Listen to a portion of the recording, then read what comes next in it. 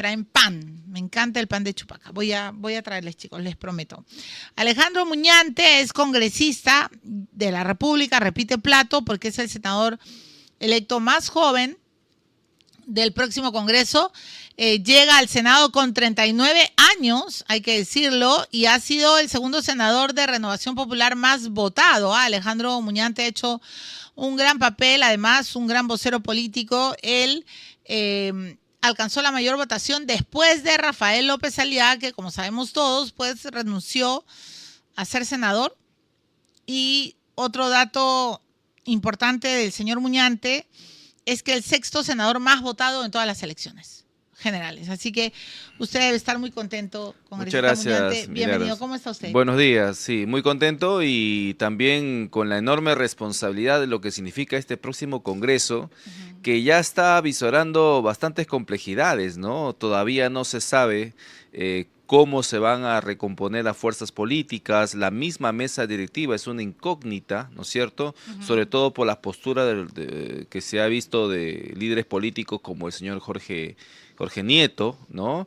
Y otros más que por ahí están buscando ser presidentes del Senado, presidente de la Cámara de Diputados. Es bastante complejo. No tenemos, ninguna fuerza política tiene mayoría en el Parlamento como para poner condiciones. Ojo, y eso obliga a el consenso, al diálogo, a la concertación. Por eso es que requerimos en estos momentos que las fuerzas políticas tengan la madurez suficiente como para poder llegar a un acuerdo que nos permita, ¿no es cierto?, darle, si bien es cierto, ese papel fiscalizador del Parlamento que no tiene que perder por más aliados o amigos que seamos, pero sí creo yo tiene que ser esa fuerza, ¿no? Ese sostén que tenga el Ejecutivo para afrontar, por ejemplo, el fenómeno del niño. Se nos viene el fenómeno del niño y sería completamente contraproducente tener un Congreso enteramente obstruccionista. Por eso que yo creo que una de las cámaras tiene que ser presidida necesariamente por el oficialismo, ya que eso le va a dar cierto respaldo, ¿no? Cierto sostén para, por ejemplo, ¿no?, las iniciativas o el pedido de facultades que seguramente va a ser lo primero que pide la señora Keiko Fujimori una vez que llega al poder. Hablemos de eso, congresista Muñante. Le agradezco por poner el tema de saque en la mesa porque usted ha dicho que este Congreso va a tener mucha complejidad, pero también tiene como una suerte de políticos que advierten, amenazan y tratan de imponer su agenda. Sí. Sin pensar, creo que en la gobernabilidad y sin pensar en el Perú. Así Entonces, quiero preguntarle primero, por las declaraciones de Roberto Sánchez. Roberto Sánchez, en efecto, está buscando también, no sé si presidir alguna mesa, pero sí está tratando de buscar mucho poder a través de Juntos por el Perú y ha hecho una alianza, se supone que han hecho, usted por favor acláreme porque está en la interna, con Juntos por el Perú, con Obras y con Ahora Nación. El propio López Chao dijo que Nieto había llegado tarde a esa coalición, ¿no? Y que no les contestaba el teléfono. Pero Roberto Sánchez, además de buscar coaliciones, ha dicho que él se va a convertir en una pesadilla para Keiko Fujimori. ¿Cómo está la bancada de Juntos por el Perú? ¿Tienen el mismo ánimo que su líder? Yo creo que Roberto Sánchez está pecando de soberbio. Creo que se está atribuyendo, se está irrogando facultades que no tiene, poder que no tiene, porque los analistas políticos en estos momentos están señalando ya que hay facciones en Juntos por el Perú, que no todos obedecen a Roberto Sánchez, y si es que por ahí algún congresista le obedece también, debemos decir, porque sabemos que existen, por ejemplo, los castillistas, ¿no es cierto?, por un lado, están los antauristas por otro lado, y también están pues los del Movadef por otro lado, ¿no es cierto? Entonces, habría que revisar realmente si Roberto Sánchez tiene o no ese grado de injerencia en las decisiones que esta bancada tome. Ahora, no me sorprende de Roberto Sánchez desde que comenzó a decir que esto era un fraude en lo que pasó en la segunda vuelta, porque nunca estuvo dispuesto a aceptar los resultados de las elecciones, y entiendo que ahora salga con este discurso completamente conflictivo, ¿no?, y que pone en relieve lo que más le ha importado, simplemente ganar una cuota de poder. No le ha importado el país, porque si realmente nos importara el país en estos momentos, no estaríamos hablando ni de pesadilla, ni de oposición recalcitrante, ni nada que se le parezca. Estaríamos todos pensando en cómo vamos a afrontar el fenómeno del niño, qué papel va a jugar el Congreso en esa función. Eso es lo que tenemos que estar discutiendo en estos momentos. Ya, pero él evidentemente quiere ser oposición y quiere tener pues una presencia orgánica dentro del tablero político, y por algo también está pidiendo por calles y plazas la libertad de Pedro Castillo. ¿Qué le debe Sánchez a Pedro para que su único caballito de batalla sea eso, que lo liberen? No, yo creo que Pedro Castillo, la figura de Pedro Castillo ha sido utilizado y mal utilizado durante todo este tiempo. Ahora, si realmente pensaran en Pedro Castillo, yo creo que harían una mejor defensa. Yo creo que Roberto Sánchez está utilizando la figura de Pedro Castillo. Todos sabemos aquí que Pedro Sánchez fue un personaje ficticio, que el sombrero fue un personaje creado, ¿no es cierto? Porque ni bien terminó la campaña se sacó el sombrero. Y también pasó lo mismo, recordarás, estimada Milagros, en las sesiones del Congreso. Vino tanto el señor Noblecilla como el señor Torres Caro, ¿no?, a hacer un discurso político, a insultar a todo el mundo, incluso el señor Torres Caro a promocionar su libro, ¿no es cierto? O sea, hicieron todo para ellos salir a la palestra, para venderse ellos, ¿no es cierto?, y no defender a Pedro Castillo.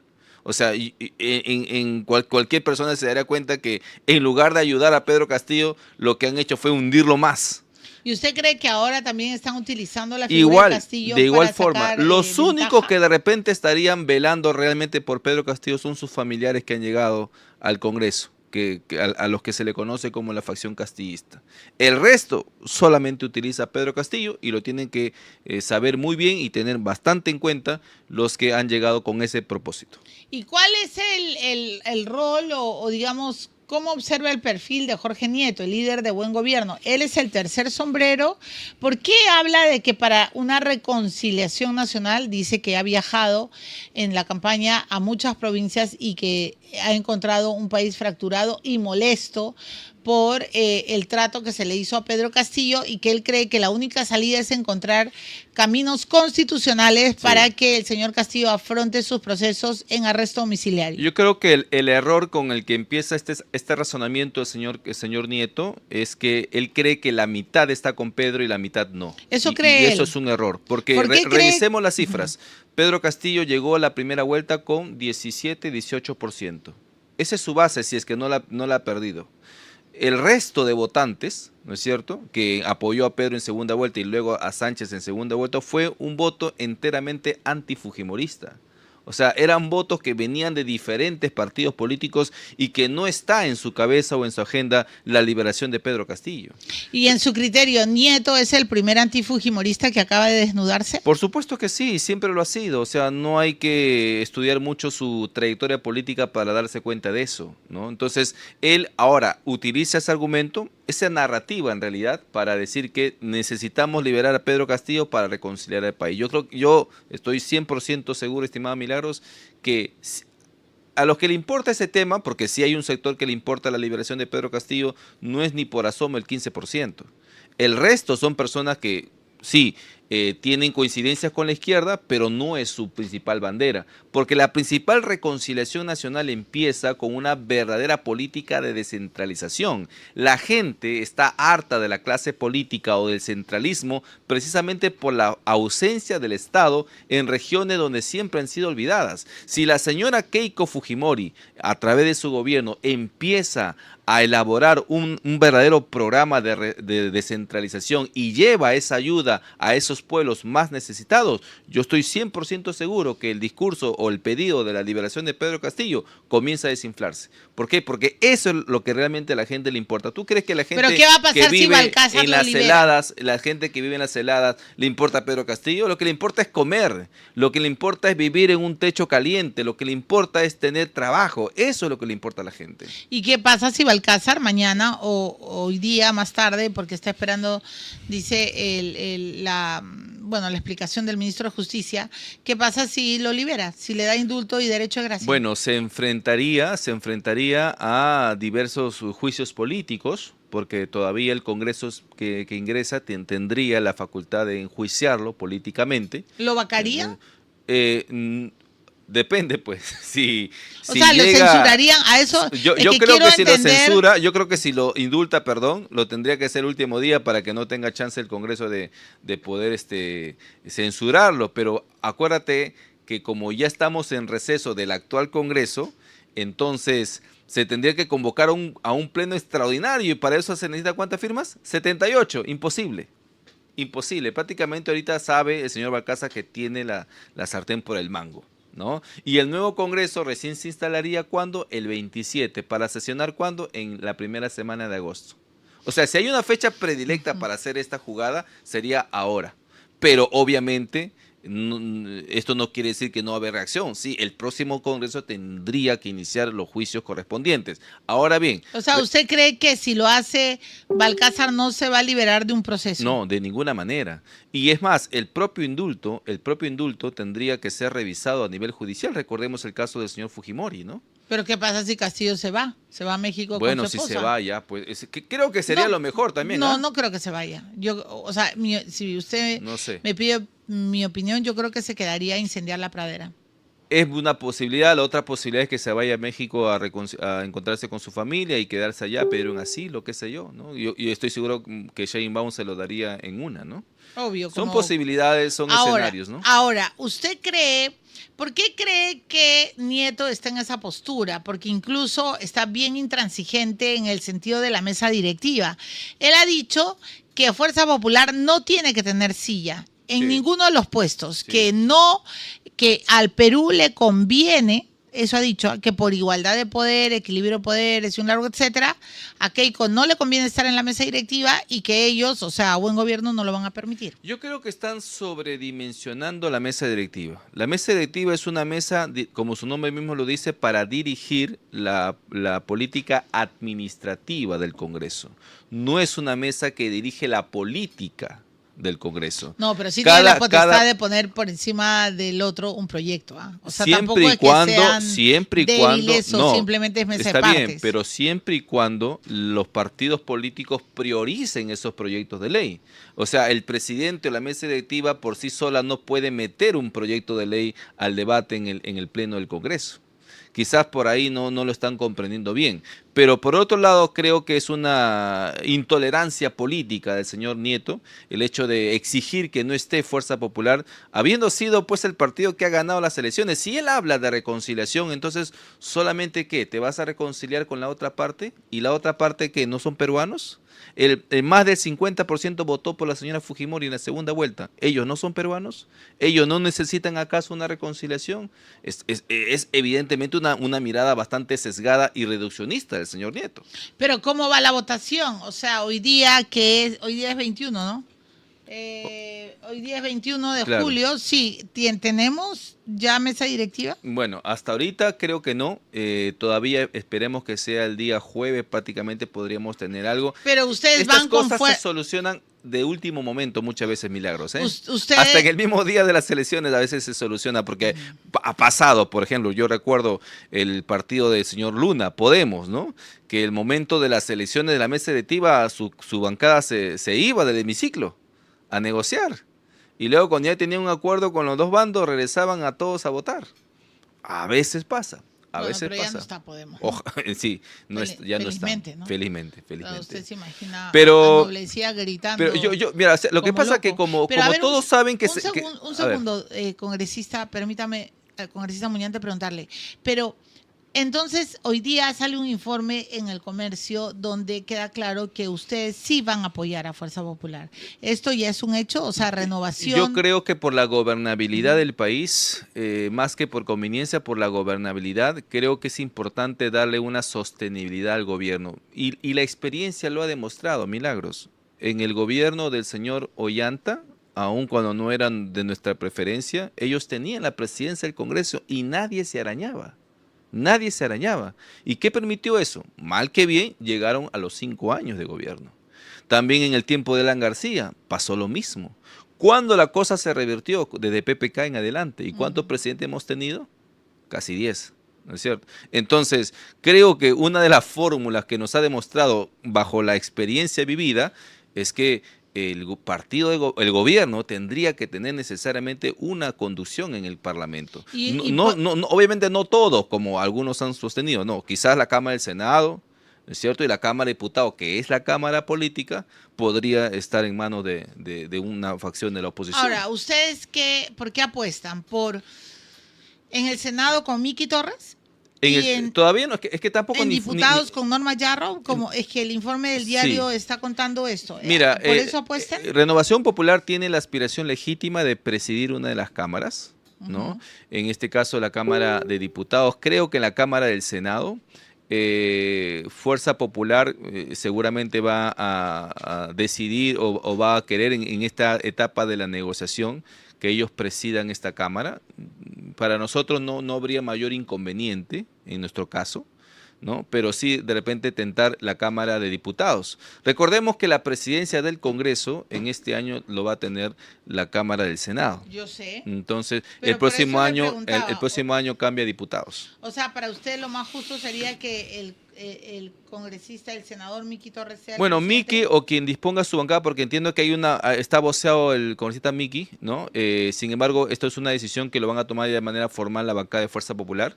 Pero creo que, o sea, si hablamos de justicia, sí, porque finalmente ellos son los ganadores de las elecciones, son los que más congresistas han colocado en el próximo Parlamento y como te digo, apelando a la experiencia, deberían tener ese lugar, ¿no? En la Cámara de Diputados sí podrían haber otras concesiones. Concesiones para que presida otro partido, no Fuerza Popular. Pero ustedes quieren presidir. Nosotros queremos, claro que sí, claro que sí. Pero también vamos a ver cómo, porque mira, si hacemos números, que a la gente le gusta hacer muchos números, ¿no? Fuerza Popular, Renovación son 56. Obras Juntos por el Perú, sí, Obras Juntos por el Perú y Ahora Nación también suman 56. ¿Quién tiene ahí el poder de ser bisagra? Nieto. 56 por un lado, 56 por otro lado. Por eso, pero Nieto ha dicho que Fuerza Popular no tiene que tener asiento. Y ustedes cuando consideran que, por ejemplo, si Renovación, si Norma Yarro fuera la presidenta, o sea, la que lidere diputados, o sea, quiero entender, se elige a alguien por diputados y a alguien por Senado, ¿correcto? Sí, son dos mesas directivas distintas. Mesas directivas distintas, Así es. O sea, cada cámara va a tener su mesa. Su mesa ya, muy y bien. sus vices. Ajá. Presidente, vices. Su presidente, su vice y su tercer... hasta tercer vice. Son 4, ¿no? Sí. Ya. Pero Nieto dice que en ninguna de las mesas tiene que tener asiento Fuerza Popular. Bueno. Ya, pero él es la bisagra. Pues, sí, ¿cómo haríamos? ¿Qué va a pasar? Bueno, allí seguramente, ojalá que el señor Nieto en estos días entre a un proceso de reflexión. Porque aquí lo que se trata, Milagros, es de pensar en el país, más que darle la contra a alguien. Ellos están pensando en darle la contra a alguien. Y cuando de eso no se trata la política, ¿no? Estamos frente a un gobierno que va a afrontar el fenómeno del niño y que necesariamente tiene que tener pues un respaldo en la Cámara política, ¿no? Entonces allí, si el señor Nieto quiere presidir, pues que lo proponga, pero tampoco puede vetar a una fuerza política como lo quiere hacer, ¿no? Además, hay que recordar que quienes salieron a atacarlo a él, te acordarás de esa entrevista que tuvo con Curwen, ¿no es cierto? Que donde él dijo las cosas claras, porque hay que darle la razón en ese momento sobre el partido de Juntos por el Perú, o algunos integrantes de Juntos por el Perú. Entonces toda la izquierda furibunda salió a atacarlo, más no así las fuerzas consideradas de derecha, que le extendieron la mano. Ya, ahí tiene que darse la mano. Pero él no quiere quedar mal con la izquierda y él quiere los votos de Castillo. Y estamos en un año electoral. O sea, esto es... O sea, me va a perdonar, pero a mí me ha dejado muy sorprendida porque él está censurando. Exactamente. A una fuerza está política. vetando. Sí, está vetando. En otras porque palabras, está discriminando políticamente a un partido por pensar distinto a él. Pero es que él dice que por equilibrio de poderes. Claro, o sea, yo creo que lo más sensato que hubiese sido para el señor Nieto y quedaba más como un caballero, como un estratega, como un estadista, es decir, bueno, nosotros queremos presidir, pero vamos a buscar que quienes se sienten con nosotros sea O sea, de manera multipartidaria, ¿no es cierto? Es que no quiere la foto claro, con Fuerza Popular. eso ya se llama imposición, pues. Eso se llama capricho, eso se llama ¿Y imposición. va a lograr imponer su capricho? Vamos a ver, yo espero, Pero ¿usted qué piensa hoy día? yo espero que las fuerzas políticas, tanto de Fuerza Popular, en el caso de Renovación también, que suman 56, no es nada menos, ¿no?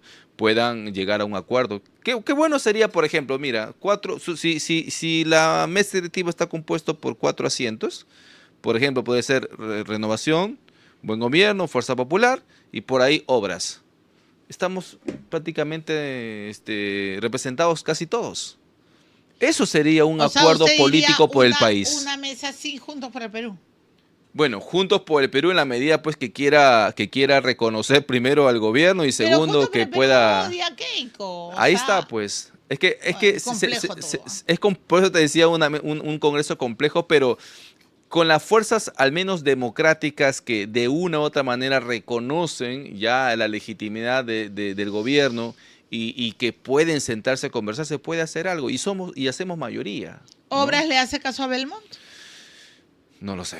Ahora Nación, el líder es López Bueno, Chao, López ¿no? Chao está en el Senado, Por eso. quizás ahí hay una. ¿Se puede hablar con López Chao? Sí, claro. El otro día incluso López Chao se refería muy bien de Rafael López Aliaga, ¿no?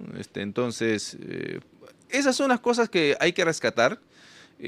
Pensando en el país. Siempre digo, ahorita hay que pensar en el país. Si hubiésemos tenido un escenario distinto donde todo estaba normal, quizás ahí ya cada uno lanza sus propias consignas, ¿no? Pero se nos viene el fenómeno del niño y creo que tiene que ser el punto de partida y la prueba de fuego que todas las fuerzas políticas van a pasar.